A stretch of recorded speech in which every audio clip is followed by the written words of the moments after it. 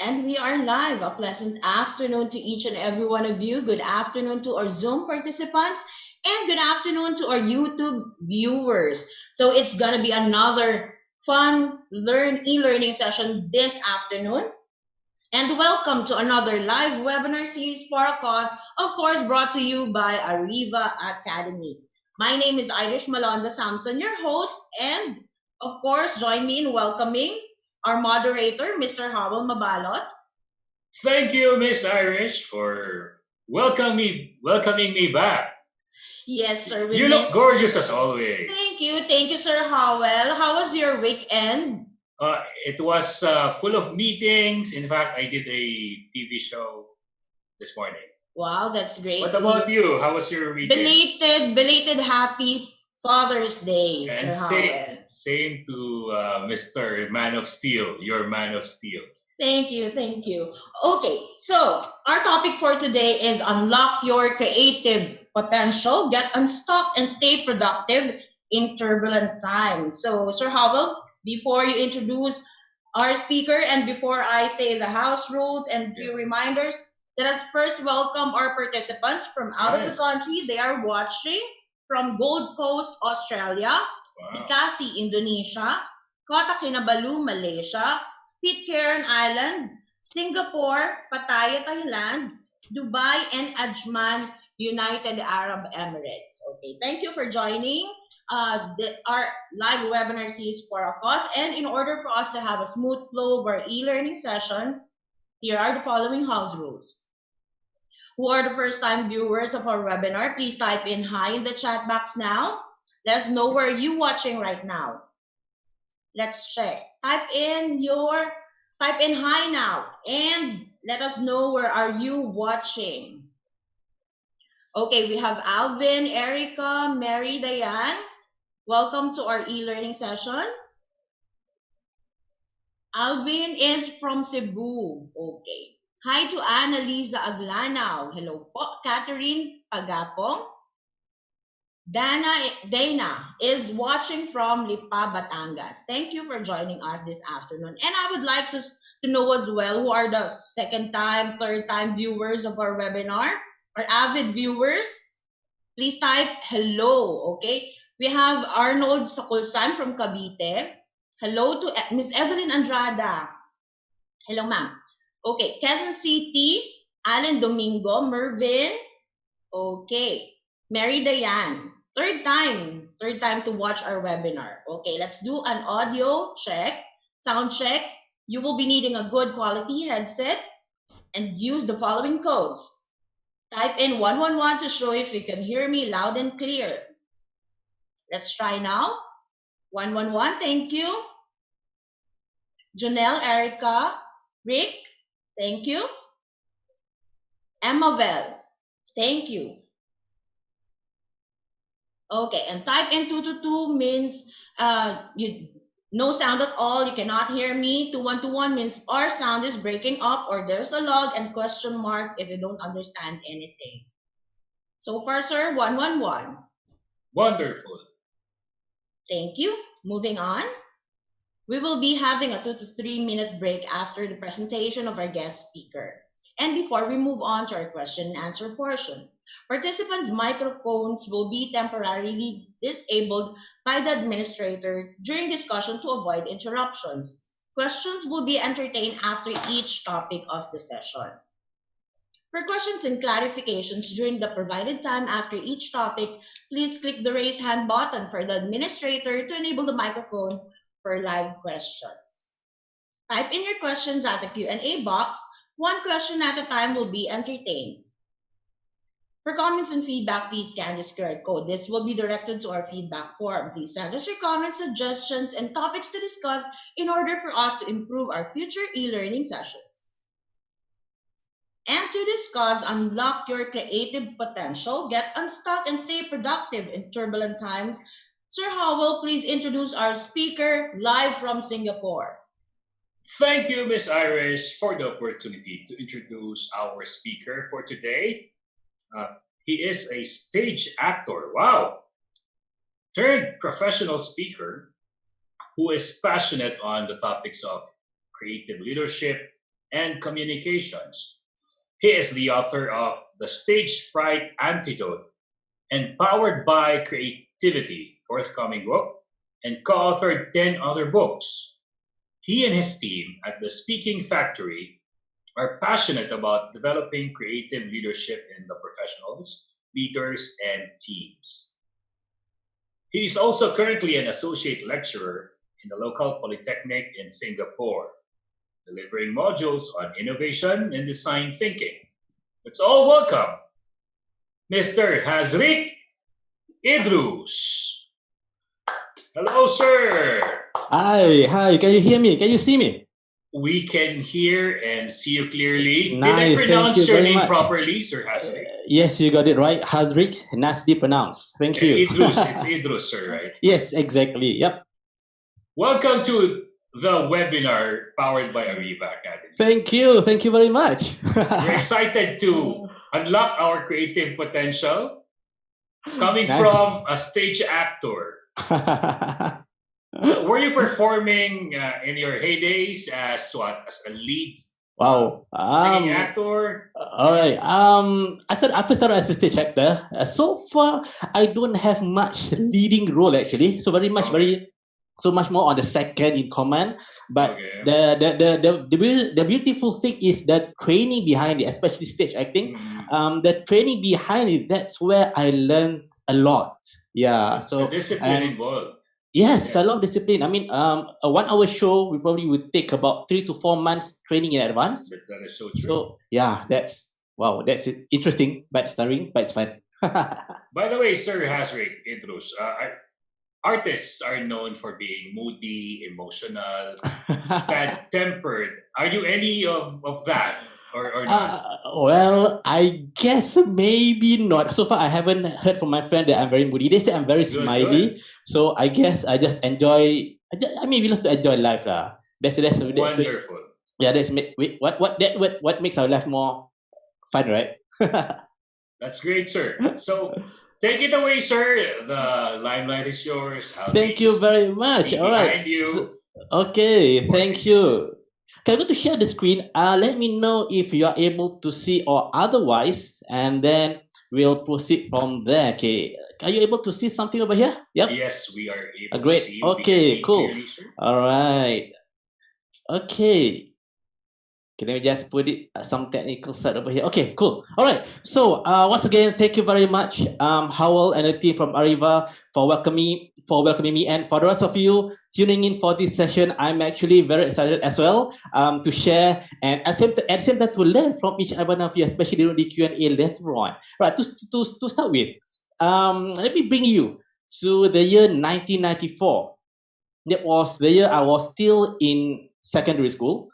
And during that time, our school were organizing the National Day celebration. And somehow that year, the school organized a talent time competition. And I can't sing, but somehow me and my friends, about 5 of us, got selected to represent the class. So we had to represent the class. We went for rehearsals, for practice, and we decided to sing this song called the Count on Me Singapore. It's one of the popular National Day songs in Singapore. And the song has this one chorus, which goes something like, Count on me, Singapore. So it's very celebrity mood. So everybody likes to sing together. And my role was that when we come to that chorus part, I would need to step forward and rally the whole auditorium to sing together. So that was my role. So the day came, the final of the talent time, the stage was set, the auditorium was full. We were excited to go. The song started, we sing. And when we reached the chorus part, my role, I stepped forward, I rallied everyone to sing, and I went, come on everybody, come on, join me. And what happened next was one of the most memorable moments for me because the whole auditorium went quiet. Exactly, quiet. Not a single soul joined us for the singing of the chorus. That got me stuck. And again, I was very embarrassed. And not only that, after that, the next few days, when back in school, when my friends saw me, they would call, Hazriq, come on. Hazriq, come on. Wow. So that period of stuckness probably about lasted about 1 week or so. It's not just stuck, it's also feel of embarrassment, feel of frustration. So a lot of things over there. So I'm not sure whether you have similar situation where you got stuck and just don't know what to do next. Yeah, I believe you have Yes. to. Very similar, right? And this is just one of the example, and many other examples of us getting stuck. We could be getting stuck in achieving our personal goals. We have a target to meet, but yet for some reason we are not able to achieve it, or we could be stuck in our current job position. We can't move up or even move laterally for whatever reason, something beyond us. Or one of the common things I experience in meetings, we stop for ideas. We need to come with ideas to solve a problem, but yet we got stuck, right? The thing is this: if we got stuck for a while, it's okay. But if we stuck in a prolonged time, that's a bit worrying, and we need to do something about it. In fact, there's a study by the Telegraph. They interviewed probably about, if I'm not, about 2,000 people. If I'm wrong, they said about 69% people are stuck, which means when they're stuck, they are frustrated, they could be very helpless, and they feel depressed at times. And only 3 people out of 10, based on this data, are happy. So the rest of us, not happy, and that's a big problem. And that's how we're going to settle it today. Hopefully, to share, to have a discussion, to see how we can move from the state of being stuck to being productive. And when I say being stuck, which means is where we can't move. We need something we are not moving to something we can do to get things done. And the problem is this: most of the time, when we say we are being stuck, it's our state of mind. Of course, there are cases where we are physically stuck, like in a traffic jam, we can move. That's physically stuck. But most of it is our state of mind. And why is that so? Because there are many reasons. These three are the common reasons why we get stuck. Number one, it's because there are too much distractions. We got a lot of things to do, a lot of things on our plate, and we are not able to focus what to do next. And for that reason, we procrastinate. We just cannot continue. That's number one. Number two, we could be overthinking. There could be one problem we are going to solve, but then we look at the problem and look and look and look, but yet you cannot find the solution. Or we are presented with many solutions, we just don't know what solution to choose. That could be number two. Or number three, one of the common ones, we are unwilling to take risks, we are unwilling to try out new things to solve that particular problem. And this is very especially in our current situation. We are now living in a rapidly changing world. In turbulent times, things change. What you see today may not appear tomorrow. What you don't see today will appear tomorrow. So what we need to do about it? This is a time where we need to actually be able to navigate and find solution fast, because problems happen. We need to solve it very fast, and we need to be able to look at opportunities amidst all these different challenges fast. And also we need to continue being productive. If not, we'll be behind. And these are the things, are the skills we need to be able to be productive and not being in the state of stuck. So the question is, what do we need to do to be able to do this? There's actually a survey done by IBM in 2010, which is very, very useful, especially nowadays. The top skills we need to be able to do is to have the skill of creativity. Creativity, a very, very important skill. And of course, people say this survey is meant for leaders, but I must say that we are all leaders. Yeah? We could be leading a big organization, we could be leading our small team, or the very least, we are leading ourselves. Therefore, we need this leadership, or rather the creativity skills to have. Comes to the next question. Or before we come to that question. So this is to show that, yes, creativity is that bridge to help you, bring you from the stuckness into the productive state of mind. So, this is the question that I'm going to share with you. People has this misconception about creativity. Why? I remember one of my seminars in creativity. One participant came up to me and he said, Hazriq, I'm not in the creative industries. Why should I be learning creativity for? It's a very interesting approach, very interesting insight, and I realized that he's not the only one have that kind of mentality. So I did a quick survey, a very small survey, based on my network and asked about more than 100 people. I asked them what is creativity to them, and interestingly, about 40% said that creativity is about arts, music, dance, theater, film, painting. While the good thing is that majority said creativity is applicable beyond the arts, but it's worrying because 40% of the people are not tapping on their creative potential to get unstuck. And this is what we hope to achieve it today, to shift that mindset that creativity is needed. And as I did more research, there's a research done by Dr. John Bauer from Rider University in the US. He said that creativity is applicable beyond the arts, and he said 7 different domains you can use creativity. Let's just do a quick run through of these 7 domains. Number one, interpersonal.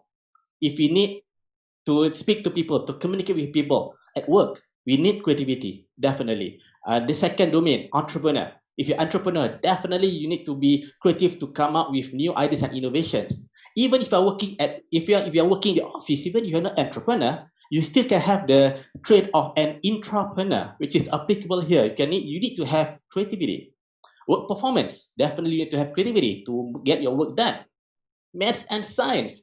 Who says scientists don't need to be creative? Yeah, nowadays I believe all the scientists in the world are finding ways to find that virus to solve this COVID-19. I'm very, very sure. So you need to be creative in that sense. Problem solving, definitely. Creativity is all about problem solving. And if you notice in this research by Dr. Bauer, only 2 of the domains are meant for the arts: artistic verbal and artistic visual. And the rest are not the arts. This is to show that we are going to debunk the myth that creativity is applicable in arts and beyond. It's applicable in many domains. Yeah. So the next question is: we know that creativity now is applicable beyond domains, and we know that creativity is needed in these turbulent times, in this rapidly changing world. The question is now, what is actually creativity? This is the common question, since we know it's not about arts. All right. There's no hard and fast definitions about creativity, but I like these 2 definitions. One by Steve Jobs. He said that creativity is about connecting things. I find it interesting because if you look at the word creativity itself, if we were to deconstruct it, creativity comes from the word create, which means to make something. And we are humans. We are mortals. We can't create something out of thin air, right? So this is where connecting comes in. We can use the resources around us to put together to create something. So this definition really resonates us as humans. That's number one. And number 2, there's a study by American psychologist Dr. J.P. Guilford. He coined this term called the divergent thinking and convergent thinking. Divergent is where you generate ideas. Convergent is where you make decisions. And this is what creativity is all about. At a certain point of time, you need to be imagination of the ideas. At a certain point of time, you need to select suitable ideas. And this is what I like to share with my participants. All ideas are good ideas. Yeah. Never any idea is never any idea is bad idea. All ideas are good ideas. The only thing is that some ideas are suitable, some ideas are not suitable yet. That's the only difference. All right. So if you put this together, this is where I come up with my personal definition. And I'm very fortunate to start out as a stage actor back then in 1997. I first started as a stage actor in that creative industries. So developing all my right brain, the creativity thing. And then I moved into the creativity and innovation domain in the industry. And based on these experiences, based on my research, and I come up with this. This is my personal definition. To me, creativity is about the ability to flex our mental muscles to connect dots and create value. So when I say ability, which means it's a skill. And when it comes to a skill, we can learn. How are we going to learn it? We'll share this later on. And flex your mental muscles means at a certain point of time, we'll be using divergence. At a certain point of time, we use convergence, only flexibility. And connect dots, that's what Steve Jobs said earlier on, right? Connecting dots. And I'll share with you what other dots are. And create value. This is where we're talking about today. Create value could be in terms of productivity. Create value could be of problem solving. Create value finding solutions. So these are the value we'll create. So what are these dots? I come up with this formula, a very simple formula, which says creativity equals to P plus I plus E. So these are the dots. The P are the people you meet. The I is the information and knowledge we learn along the way in our lives, and the experiences we gain along the way. So these are what I call the resources I mentioned earlier on. If I'm able to connect all these resources rightfully and based on the situation, we are on our way to get unstuck and move into the productive zone. So today we're going to see on how we are going to unlock our creative potential so that we can get unstuck and stay productive. So the question is, how do we do that? Okay, I call it the 5 pillars of personal creativity we're going to cover today. The 5 C's, easy to remember. And if you're able to do all these 5C, I believe that this will actually help us to pump up our creativity level so that we can unlock our creative potential. And let's go into the first C. Oh yeah, by the way, this session, there will be certain segment where you need to do a little bit of activity. So in the meantime, you could also get with yourself a pen, a paper, or at least a handphone, something for you to write on. It will be awesome. All right, let's get into it. Let's go for the first C. Creativity language. So in order for us to unlock our creative potential, first we need to understand, or we need to embrace our creativity language. So what is that creativity language? Let me bring you to one of my creativity workshops, and we were at that section, we were organizing a divergent thinking segment where I got my participants to list down as many uses of straws. Look at the picture there, straws. So what happened was I got my participants to list down as many uses as possible. I give them about 10 minutes, and probably about after 5 minutes, a group came up to me and he said, Hazriq, we are not able to come up much ideas. Can you help us? And I said, yeah, sure, why not? So I went over to the group, I listened to the conversation, and the conversation went something like this. When one person say, how about let's put sugar in the straw? Somebody else would say, yeah, but I don't think that's nice. And when somebody else said, how about we use straw as a clothes hanger? And someone else would say, yeah, but I don't think that's feasible. And so on and so forth. And from there, I think I know what went wrong. And I told them, what went wrong was that you were using this language, what I call the yes, but language. For example, this is a good idea. Yes, but I don't think so. Or how about this idea? Yes, but, So this yes, but are what I call idea killers. So I've experienced this in a meeting. People ask for ideas, and then you get shut down right away. So these are what we call the yes, but thinking. Yes, but kills idea, you can't move forward. This is another reason of why we get stuck. We have that thinking. So what can we do to shift from that yes, but thinking so that we can be productive? This is where the creativity, or rather the skills I like in acting help me. In acting, I believe you have watched movies, you have watched stage plays or musicals, yeah. And if you notice, actors in movies, on stage, they acted on stage based on scripts given to them, so they acted out. But there's one more skill actors need to learn, what we call the improvisation, or for short we call improv skill. Improv means we are able to get the show going without script. So if you watch an improv theater, actors are on stage, no script, so information given by the audience, they will then use it to get the show going. And the show did go very well. And this one of the skills I need to learn. It was hard initially, but as we go along it was very, very, very, very awesome. So this same concept, I use it in my creativity class. And this concept is what I call the yes and. So instead of saying yes, but, we call it yes and. And yes and is one of the philosophy in improv. So using this yes and, I bring back to the same team. I told them, hey, have a conversation again, but this time around, instead of yes, but, say yes and.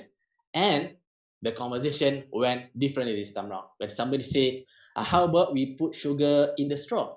And the response we get, yes, that's a good idea. And how about then we tie it in as a shoelace? And someone else will say, yes, that's a good idea. And how about it? And so on and so forth. And when you start using yes and, the energy changes. It becomes so positive, and ideas become so much. And in fact, if I'm not wrong, they got the highest list of ideas by the end of the session because of using yes and.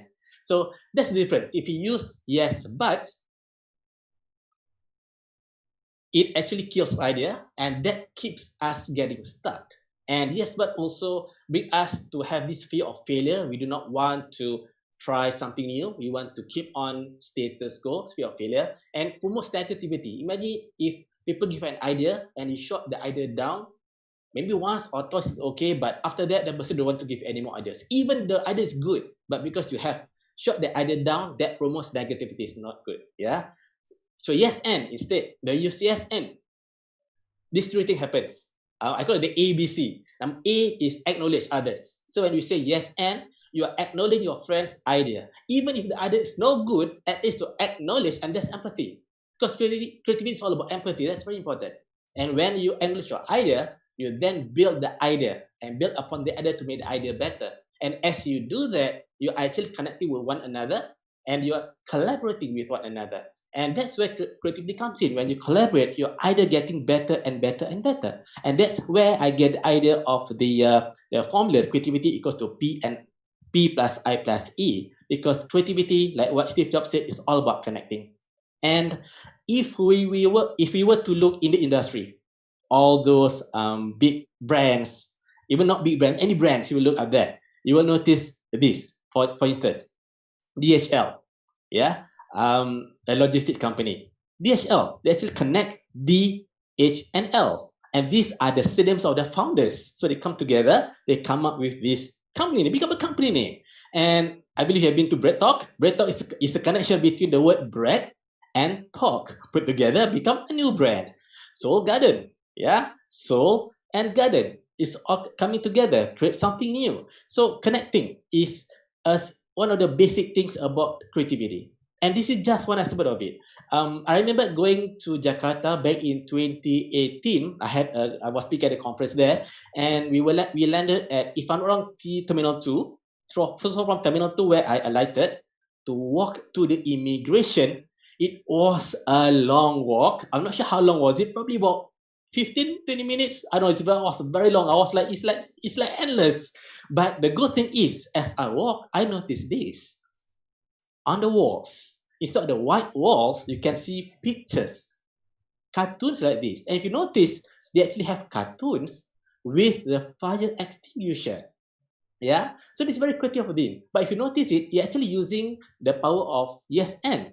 Yes, they take the cartoon and combine it with fire extinguisher and come up with this, which means as the consumer walking down the aisle, when walking towards the immigration, instead of seeing all these white walls, we can see all these cartoons, and you feel nice.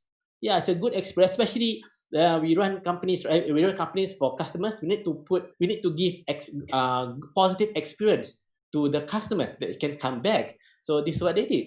Wonderful, yeah. So this is what I mean. Yes and is, to me, the language of creativity. So in order to be creative, in order to unlock our creative potential, is to embrace the language of creativity, which is yes and. And that is the first pillar, creativity language. Yeah. All right. So let's take about 20 seconds, digest, and write somewhere what is your one takeaway from the first C. Just 20 seconds for you to write down. And in the meantime, I'll have a quick break.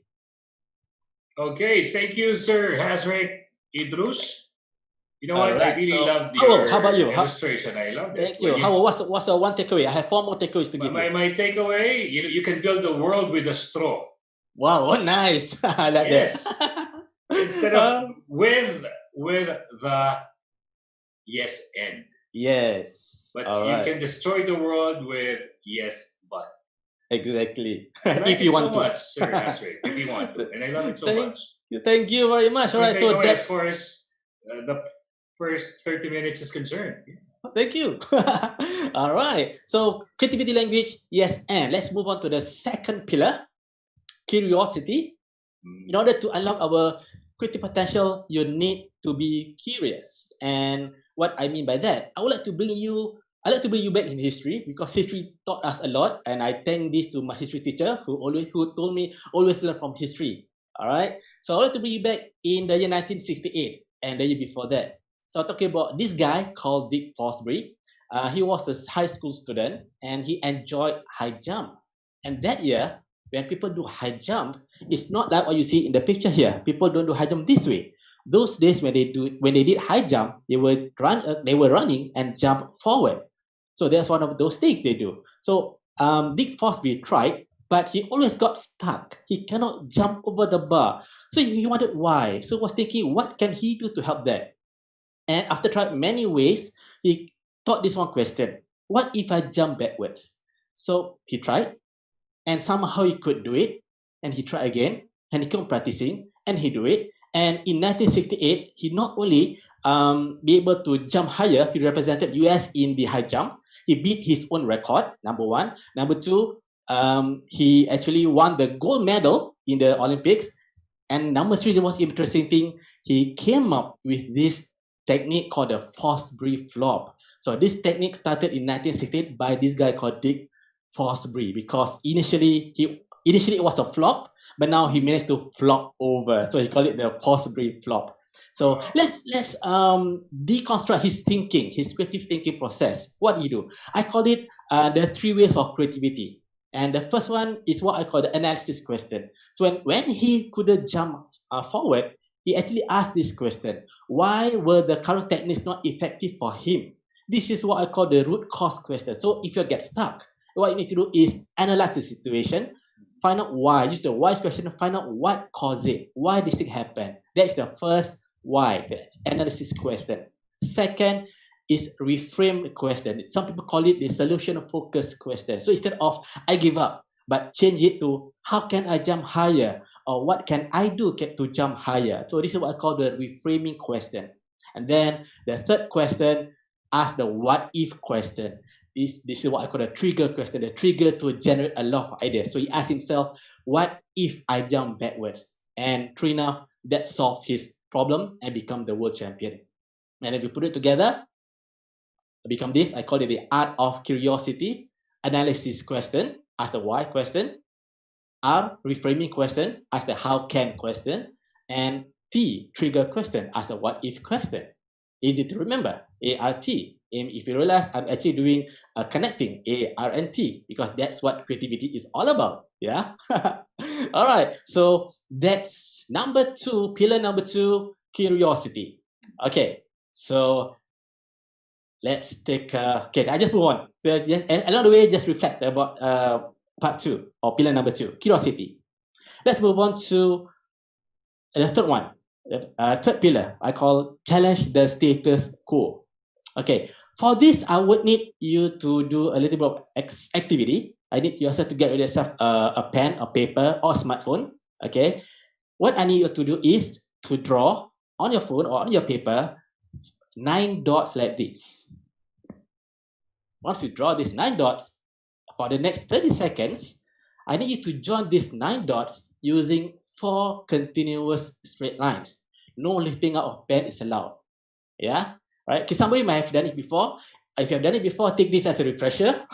If you have not done this before, this is an opportunity to try. Let's give it a go. Let's start about 30 seconds. All right. On your time, where you are, join these 9 dots using 4 continuous straight lines. No lifting out of pen allowed. 30 seconds. Good. Go ahead. I've done it with my mind. Yeah. Can you do it? Can you see it? I have, and I would let show it to them. Or I can get a paper and I'll yeah, go ahead. Yeah. Along the way, you can do it. And let's can show you ideas. All right. Another about 15 seconds. I like it. I like this exercise. It awakens our senses at 3:30 p.m. Exactly. And this is actually level 1. There are 3 levels today, but today I just cover level 1 due to the interest of time. Yeah. But okay, let's see. Okay, so thumbs up. Okay, so whatever your result is.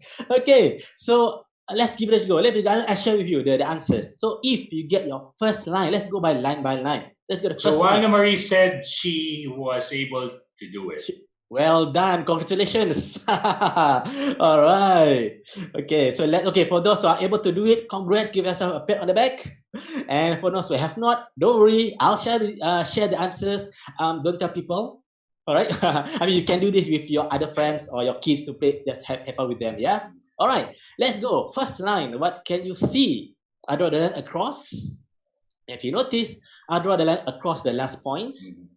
And the second line, I do it diagonally down, and you see again, I go beyond the last point, and then I bring it up. I bring it up to the original point. That's line number 3, and then I proceed to do line number 4. So this is the solution. They probably have any other solution, but this is the most common solution, and this is level number 1. But we won't be doing other levels. All right. So the question is this: why most people got stuck when we are doing this activity? Why? There's only one main reasons, but one common reason is because when we are presented with these 9 dots, our mind automatically will have this imaginary box. We are box ourselves there. Yeah, this is the same similar situation where you're outside there. When we are faced with stuckness, we are stuck. We tend to look what's within us, what we can see, but the solution could be out there. We need to explore. That's why people talk about go outside of the box. Yeah, so this is one of the things you need to go outside the box. And what Albert Einstein said, we cannot solve problems with the same thinking we use. We need to change the way of thinking. So how do we then go out of the box? One of the method, a very simple method, what I call the reversal thinking. Right? Zoo. Let's talk about zoo. In many countries have zoo, and most of the zoo are in the day. So in Singapore, what we have zoo. At the same time, they do a reverse thinking. We have a night zoo, what we call the night safari. So we go to. I've been there. It's very interesting. So the animals are not the animals which in the day. So those at night, like bats, whatsoever, right? These people, they're not people, animals live at night. So they enjoy, and that's where we enjoy. We could have a night safari. So one example of application of reversal thinking. And let's talk about F1. Some countries have F1. Singapore has F1. Monaco has F1. And most of the F1 are in the day. But Singapore have a reverse thinking. Instead of having it in the day, they have it at night. But somehow the upcoming F1s be cancelled due to this. But it's okay. Yeah. But the thing is, they did a night F1. It turned out very, very successful. Another way of reverse thinking. So this is one of the methods you can do. So if you feel yourself being stuck, you need to get yourself out of the box. Do reverse thinking. See what way that you have not thought before, and see if you can think solution along that way. So that's another pillar. Challenge the status quo. That's pillar number 3. Yeah. All right. Let's go to pillar number 4. Celebrate failure. All right. When people talk about failure, people don't like to talk about failure because people don't like to fail. Yeah, but in this case, I mentioned let's celebrate failure. All right. So how do we celebrate failure? I want to bring you back this time earlier, not 1968, not 1994. I mean back to 1930. Story about Alfred Butz. Alfred was an architect, but he became unemployed due to the 1930 Great Depression. But because he's that architect guy, he's very creative. He want to do something. He want to maximize his situation. So he was looking around and realized that he got interested in games people play. And he did a bit of research. And games, he realized that 3 things people like to play at that point of time. Number 1, people like to play word games. That's number 1. Number 2, he realized that people like to play games that have chances. Like dice, string of dice, or put your hand in the empty stuff and get something out of it. And then thirdly, people like to play games that can pit their skills. So he's thinking of what can he do by putting all these things together. So because he has a skill as an architect, he got skills in woodwork. So he got into work. He created tiles. Yep. Oh yeah, before that, just one step before that, he did a second research. He was reading the newspaper, I think it's New York Times at that point of time, and he was doing some analysis. And he noted down those common letters and not common letters. So those common letters, he will put down some lower score, like 1 or 2 score to that letters. Then uncommon letters, like probably about Q or Z, right? They will put higher score. So with this in mind, he get onto work. He created tiles, square tiles, and he put letters on it, and he put scores beside it. And probably you might know what the work is. Yep. And if you mention Scrabble, the answer is not Scrabble yet. It was Lexico. So Alfred Butz started this game called Lexico. Really like Scrabble, but this is actually the first part before it became Scrabble later on. So he created this lexical game, and he went down to major games manufacturers, but somehow he was turned down. And in 1934, after 4 years from the Great Depression, he sold only 84. He only 84 items he got sold. So it was not a good thing to do. So he back to the drawing board. He tried to fine tune it, and this time around he created a board, and so that they can place the words on the boards, and then he rename it into crisscross words. So this is his second generation of lexical, become crisscross words. But the problem is this: because there wasn't much marketing, there wasn't much distribution, the game was not popular, so didn't sold much. So again, he had to go back to his drawing board and to fine tune all his works, and then he came up with Scrabble. And it was only in the year 1952, which was about 18 years later, that Jack Straus, that time was the president of the Macy's department store, a huge store back in the US that time. He was on a holiday and he saw Scrabble in the hotel lounge. He played it, he got interested in it, and because he had this marketing channel in Macy, when he got back home, he ordered Scrabble. He ordered in a huge amount, and that year started where Scrabble sales skyrocketed to like 6,000 units weekly at the point of time, and that's how started Scrabble until what we know today. So, and you can see, effort buds is not this whole success is not overnight. It's over 18 years, and this is what I call resilience. And what can we learn from that? From this story of Alex Bud, I must say that it's not about how many times you have fallen, but how many times you are willing to get up from the fall. And if we were to actually look into his mind, but to deconstruct his mind, what did he do? I come up with these 3 simple steps on how we get to celebrate failure and develop resilience, because I believe that every failure, there's always something goodness in this, and it's how you want to look at it. All right. So the first one is what I call acknowledge the failure. Acknowledge the failure, and you face with adversity, if you face with stuckness, with problems. Number one, always acknowledge the situation, embrace it, understand it, that this is part of the process. We are humans. We can never be out of it. Embrace it. That's number one. Acknowledge. And then R, reflect and review.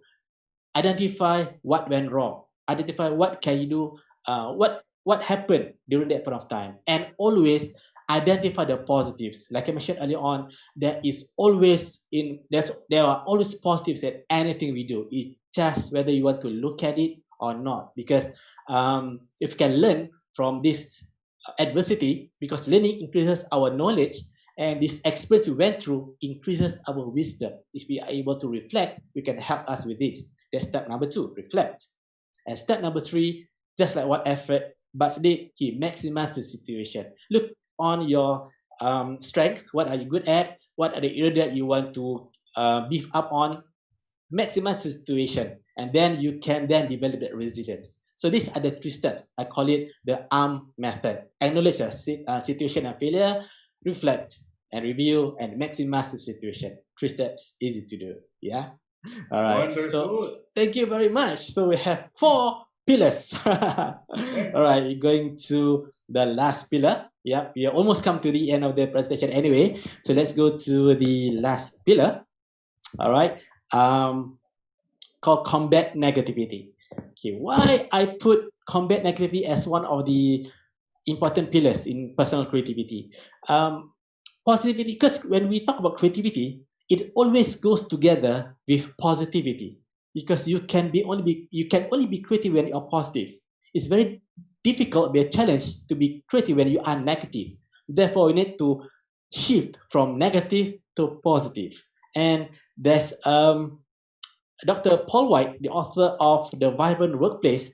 He said that these 3 common negativity that we can manifest at the workplace. And he mentioned number 1, if you're at work and you can see people start complaining or start grumbling about their work, definitely this is a hint, a red flag that negativity is going on. Yeah. And number 2, if you start seeing people very sarcastic, a lot of sarcasm at work, definitely you get stuck. You can't, and when you get stuck, you start to make sarcastic remarks. There's another red flag that negativity is taking place. And the last one, the most common ones, blame and making excuses. Anything goes wrong, you always blame somebody else instead of yourself. Yeah, and this is one of the common people like to blame other people. So if you can see this, and I hope you're not one of them, yeah. I hope we don't be in that situation. We don't blame people, yeah, because this is a negativity, not good to do. Dr. Paul White recommended not to do all. If you happen to see this feeling, know that you are having a negative vibes. So what you need to do, we need to fight this negativity, and there are two simple ways, very simple ways. Number one, just stay away. If you feel there's a negativity, just stay away, because negativity can't help you move. You get stuck. You'll be very sarcastic all the way. You get depressed. You get helpless. You'll get stuck. All right. So you need to move away. And we know that environment shapes us. Environment shapes our behavior. You can be very good, but if you put yourself in the space of negative people, you will be negative in the long run. So we want to stay away from that. Yeah. So stay away. And number two, always cultivate gratitude and offer genuine compliment. And this is very interesting because when we are happy, our body will come out a lot of chemicals, right? And I like to highlight this chemical, the serotonin chemical, the feelings of pride and recognition. For example, let's say we to graduate from university, what do we need to do? We need to study, right? And we need to take assessment, and we need to meet the minimum required standards, and then you pass. And when you pass, are you considered graduate? Yeah, you graduate. But why do we then need to have the convocation? Or why do we need to have the commencement event? Why we need that? It's because of this reason. Because of the serotonin chemical that we want to encourage to the people. Imagine this. You have completed your university. You are now at the convocation, lining up, waiting for your name to be called. Your name, Howell, you've been called up, and you walk on the stage, shook hands, you take your diploma or your degree, and you look at the audience and you bow. What do you feel? You feel nice, you feel pride, you feel proud, and you feel all those sacrifices I've made is worthy, right? You feel it's just so wonderful. And the beauty is this: when you have that feeling, there are people watching you, your families, your friends, your loved ones have that same feeling. And that's the beauty of this serotonin chemical. When you have that feeling, this feeling the same thing. And when this happiness feeling, this is what we call, so this feeling will then generate the positivity in us, the positive vibes. Sir Hazriq, we have a question. What's number one? Yes. Yep. Oh, we have a question? Okay. What's number one for the two ways to fight negativity? Okay. Number one. All right. The first way to fight negativity is just to stay away. Yeah, stay away from negativity. Very simple. Yeah. All right. And number two, cultivate gratitude and offer genuine compliment. Okay. Okay. How do we actually offer genuine compliment? Sometimes when we compliment, how do you know it's genuine? And how do you know that person who gives us is a genuine compliment? Simple 3 steps again. Easy 3 steps. All right. So when we want to offer compliment, always give it freely and willingly. Not because you have to, but because you want to. And when you give compliment, do not expect anything in return. Because you just want to give, because you find that the person deserves the compliment, just give it to him or her. And number two, do not expect the receiver to respond immediately, because humans, sometimes we got shocked, we get a compliment, and sometimes we just don't know what to do, and the person gets stuck at that point of time, they don't know what to do. All right. So when we offer our compliment, don't expect a response immediately. All right. So it's okay, just give freely. And number three, focus on the non-obvious details of their lives. All right. So if you mention that, hey, you have a nice big eyes, that's very obvious. All right, don't do that. But you can say that, like, hey, Howell, it's a nice matching. You have a shirt, the dark blue coat, and your blue inner, right? It's a nice match. And he's smiling, and you see, and what do you feel? You feel nice? I feel great. I feel And I can great, tell yeah? you look good in orange. Thank you very much. He's reciprocating. Yeah, and Nice. that's genuine, right? Because you actually all these little things matter. So when you give compliments, do something like that. Those little non-obvious details, you can do that. Yeah. So again, three steps to offer genuine compliments. Number one, to give it freely and willingly. Don't expect anything in return. Number two, don't expect them to respond immediately. And number three, focus on these little details. All right. So that's the what we call the fifth pillar, the final pillar, to unlock our creative potentials. So in all, let's do a quick roundabout. The first one, in order to unlock our creative potentials, embrace creativity language, which was the yes and curiosity as the art of curiosity, and then challenge the status quo, reverse thinking, celebrate failure, use the arm method, and then combat negativity, give a genuine compliments. All right. So this is, we hope that these 5 pillars will help you to unlock your creative potential so that you can get unstuck and stay productive, and so that you can move forward. So before I hand over back to Howell, just simple 3 actionable items which I hope to do. So if you find yourself getting stuck and you're not able to move forward, this is what I would recommend you to do after this presentation. Step number 1, identify which of these 5 pillars of personal creativity that you would like to work on. Whether you want to work on the creativity language or curiosity, or do you want to work on combat negativity, or do you want to on celebrating failure or challenge the status quo. Identify that, and then at step 2, declare and commit and plan that you want to work on it. When I say declare, means you don't have to tell the whole world. You have to tell, hey, I'm going to do this. You just need to tell yourself, right, in your own diary, or you can share with your loved ones, or somebody can become your accountability partner. Show the person and commit and do it. Yeah, really do it, because it's all about taking action. If you learn, the thing about learning, right, if you just keep on inputs, you just keep on learning. If you don't take action, nothing will happen. So you need to commit. And lastly, rinse and repeat. If you have done the first pillar, move on to the second pillar, and so on and so forth. So I repeat a quick one, the 3 actionable steps that you can do after this session. Number 1, identify which are the 5 pillars that you would like to work on.